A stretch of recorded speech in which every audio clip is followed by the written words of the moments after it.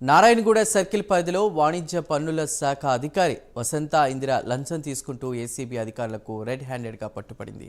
ACB అధికార కార్యాలయంపై దాడి చేసి 35,000 లంచం తీసుకున్న డీసీటీఓను పట్టుకున్నారు. ఇక పట్టుకున్న సొమ్మును ఆమె నుంచి స్వాధీనం చేసుకుని ఆమెపై అవినీతి కేసు నమోదు చేసి దర్యాప్తు చేస్తున్నట్లు అధికారులు తెలిపారు.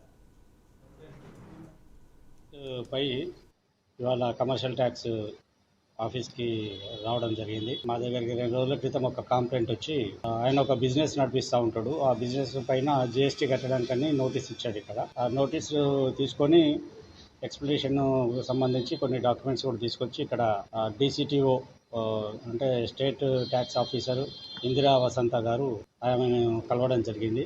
ఆమె మొత్తం వివరాలు తీసుకున్న తర్వాత ఆయన జిఎస్టీ కట్టాలి, జిఎస్టీతో పాటుగా ఆయన చేస్తున్న వ్యాపారానికి అడ్డు లేకుండా ఇప్పుడు ఎలాంటి ఇబ్బంది పెట్టకుండా ఉండడానికి అని చెప్పేసి అదనంగా 50,000 కట్టాలని చెప్పి డిమాండ్ చేయడం జరిగింది.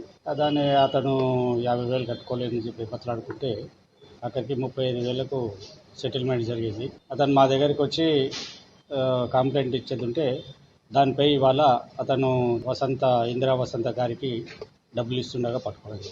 అలాగే ఇలా ఎవరైనా అవినీతి అధికారులు ఎవరైనా కానీ డబ్బుల గురించి ఇబ్బంది పెట్టేది ఉంటే 1064 టోల్ ఫ్రీ నెంబర్కి ఫోన్ చేసి తెలియజేయవలసిందిగా అందరికీ అభ్యర్థిస్తున్నాను.